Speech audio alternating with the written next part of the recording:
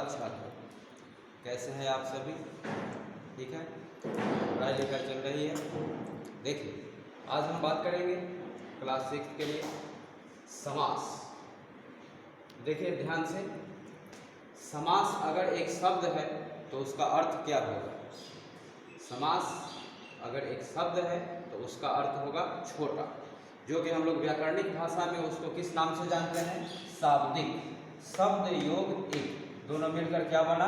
शाब्दिक। आप बराबर देखते होंगे पाठ्य पुस्तकों में इस बात की चर्चा की जाती है कि अगर यह शाब्दिक का अर्थ क्या होगा, तो शाब्दिक का अर्थ तो शब्द योग एक, मतलब अगर यह एक शब्द है तो इसका अर्थ आप बताइए।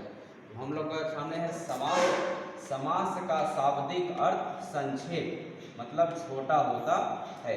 संक्षेप का अर्थ क्या होगा? छोटा। अब आइए परिभाषा में आते हैं। देखिए, दो या दो से अधिक, ध्यान दीजिएगा, दो या दो से अधिक पद, शब्द नहीं लिखा हुआ है, पद लिखा हुआ है, ठीक है। दो या दो से अधिक पद जब अपने बीच की विभक्ति, अब आपको यहाँ समझने की जरूरत है कि विभक्ति क्या होता है। तो देखिए, कारक के चिन्हों को ही क्या कहा जाता है? विभक्ति कहा जाता है। इसका बहुत ज़्यादा स्वतंत्र प्रयोग संस्कृत व्याकरण में होता है।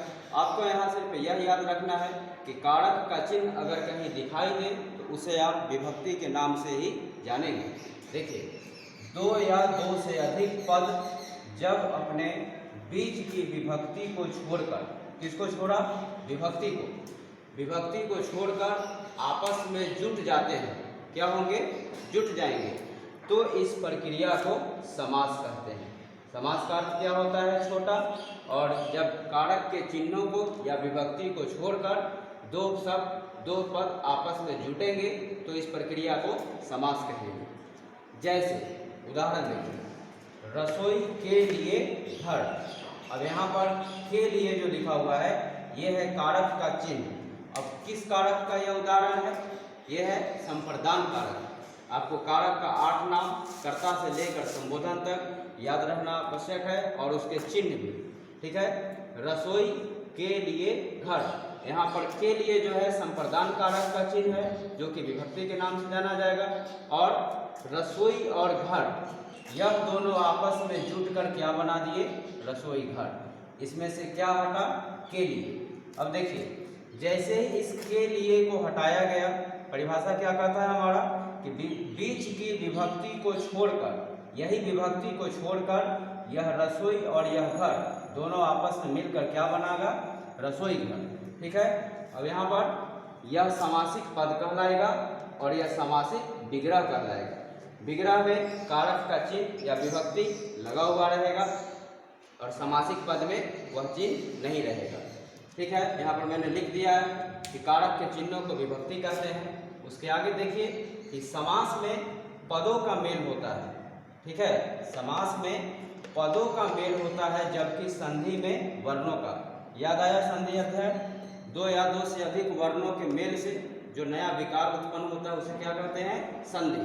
तो यह अंतर के, जब हम लोग अंतर देखेंगे दोनों में, समास और संधि में, उस समय यहाँ पर पढ़ा जाएगा। देखिए, समास में पदों का मेल होता है, जबकि संधि में वर्णों का। आगे है कि समास के पद को जब अलग किया जाता है, ठीक है, तो वह समासिक विग्रह कहलाएगा। क्या कहलाएगा? समासिक विग्रह। जैसे देशभक्ति, दूसरा उदाहरण है देशभक्ति, एक साथ में लिखा हुआ है तो यह समासिक पद बना। और इसी देशभक्ति को अलग करना है, विग्रह करना है, तोड़ना है, तो इसमें किस कारक का चिन्ह सबसे ज़्यादा अच्छा उपयुक्त होगा, उसी को हम लोग इसमें प्रयोग करेंगे। तो देखिए, देश के लिए भक्ति, ठीक है। यह जो आगे दायां पक्ष जो लिखा हुआ है देश के लिए भक्ति, यह क्या बना? समासिक विग्रह। और देशभक्ति क्या बना? समासिक पद। दूसरा है इसी का कि जब समासिक विग्रह को एक कर दिया जाता है, मतलब उनको जोड़ दिया जाता है, तो इसे समासिक पद कहते हैं, ठीक है। जैसे देखिए, राजा का पुत्र बराबर राजपुत्र। अब बताइए तो राजा का पुत्र में कारक का चिन्ह कौन है? का किस कारक का चिन्ह है? संबंध कारक का चिन्ह है। का, के, की, रा, रे, रे, ठीक है। राजा का पुत्र, इसमें से का जो विभक्ति है इसको अगर हटा दिया जाए और यह राजा और पुत्र दोनों को मिला दिया जाए तो क्या बना? राजपुत्र। तो प्रश्न अगला निर्माण होगा कि इसमें राजा का पुत्र में समासिक पद कौन है और समासिक विग्रह कौन है? तो समासिक विग्रह क्या होगा? राजा का पुत्र। और समासिक पद क्या होगा? राजपुत्र। आगे आइए समास के भेदों पर। समास के प्रमुख कितने भेद होते हैं? 6 भेद होते हैं। देखिए, पहला नाम अव्ययी भाव। अव्यय यह एक पूर्ण अध्याय है अपने आप में। अयोग व्यय जिसका कोई परिवर्तन नहीं हो, ठीक है, उसे अव्यय कहते हैं। उसी पर हम लोग का यह नाम आया अव्ययी भाव समास। दूसरा है तत्पुरुष, तीसरा है कर्मधारय, चौथा है बहुव्रीहि, पांचवा है द्वंद्व और 6 नंबर द्विगु। मैं इन सभी के बारे में आपको अभी थोड़ा बता दे रहा हूँ, फिर हम लोग इसका भी व्याख्यात्मक रूप देखेंगे। और यहाँ पर एक अन्य में लिखा हुआ है 7 नंबर में नई समास। तो पहला है अव्यय भाव। जिस समास में पहला पद अव्यय हो, पहला पद क्या हो? अव्यय हो। और अव्यय के बारे में पहले जान लीजिए। जैसे इधर अभी हमने बताया था कि इस पूरे समास में आपके लिए कारक चैप्टर जो है, कारक अध्याय बहुत महत्वपूर्ण है। उसी प्रकार अब भेदों में आपको अव्यय चैप्टर, ठीक है, अव्यय अध्याय जो था वह बहुत जरूरी है समझना कि आखिर यह अव्यय होता क्या है।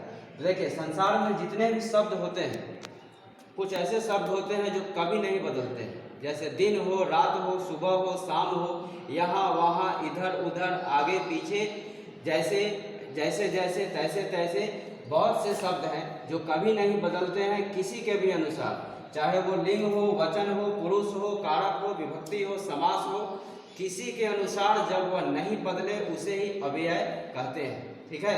तो इस समास में हम लोग को देखना यह है कि आखिर इसका उदाहरण क्या होगा, इसका परिभाषा क्या होगा, ठीक। तो इसका प्रथम पद, जिस समास का प्रथम पद अव्यय हो उसे अव्ययी भाव समास कहेंगे। मैं अभी लिखा नहीं हूँ, मैं इसको नेक्स्ट वीडियो में इसके बारे में हम लोग देखेंगे। दूसरा है तत्पुरुष समास। तो जिस समास में कारक के चिन्हों का प्रयोग हो उसे तत्पुरुष समास कहते हैं। जैसे अभी हम लोगों ने जितना इधर देखा था, देशभक्ति हो, रसोई घर हो, वे सभी तत्पुरुष समास के उदाहरण हैं। तीसरा है कर्मधारय। जिस समास में तुलना और तुलनीय, कंपैरिजन मतलब तुलना करना, और तुलना करने के लिए कम से कम 2 बिंब की आवश्यकता होती है, 2 वस्तुओं की आवश्यकता होती है, 2 प्राणियों की आवश्यकता होती है। तुलना अपने आप में नहीं होता है, तुलना के लिए किसी और का होना आवश्यक है। तो जिस समास में उपमा उपमेय, तुलना तुलनीय की व्याख्या हो उसे कर्मधारय समास कहते हैं। जैसे चंद्रमुखी, जिसका मुख चंद्रमा के समान हो, ठीक है, कौन सा समास होगा? कर्मधारय समास। चौथा बहुव्रीहि।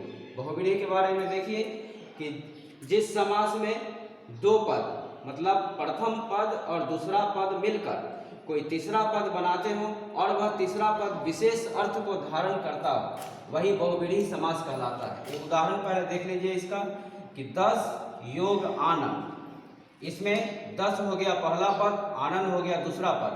तो 10 और आनंद के मिलने से तीसरा पद बना दशानन, और दशानन का एक विशेष अर्थ प्रकट क्या हुआ? रावण। मतलब दशानन का प्रयोग जब भी किया जाता है तो किसके लिए? रावण के लिए किया जाता है, ठीक है। किस समास का उदाहरण हो गया यह? बहुव्रीहि समास। पांचवा है द्वंद्व समास। द्वंद्व का अर्थ होता है 2। किसी जमाने में द्वंद्व युद्ध हुआ करता था, तो द्वंद्व युद्ध में 2 लोग होते थे, आपस में भिड़ते थे। तो देखिए, जिस समास में दोनों पद प्रधान हो उसे द्वंद्व समास कहते हैं। जैसे अमीर गरीब, सुख दुख, इधर उधर। इसका एक छोटा सा पहचान भी है कि दोनों शब्द जो होंगे वह एक दूसरे के विलोम होंगे, मतलब उल्टा होंगे। उसके बाद में 6 नंबर द्विगु समास। जिस समास में प्रथम पद संख्यावाची हो, वह किसी संख्या को बोध कराते हैं। जैसे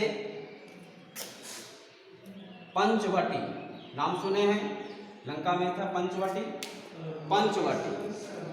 त्रिलोकी, त्रि में पहला पद क्या है? त्रि हो गया संख्यावाची, ठीक है। और अन्य में है नई समास। जिस समास में प्रथम पद नकारात्मक हो, नेगेटिव, ठीक है। जिस समास में प्रथम पद नकारात्मक हो, मतलब निगेटिव हो, उसे हम लोग नई समास कहते हैं। जैसे अमर, अब अमर में क्या होगा, विग्रह न मर, जो कभी नहीं मरे उसे क्या कहा जाएगा, अमर। तो हम लोगों ने इस वीडियो में समास के बारे में देखा, समास के भेद के बारे में इसके नेक्स्ट वीडियो में देखेंगे। धन्यवाद।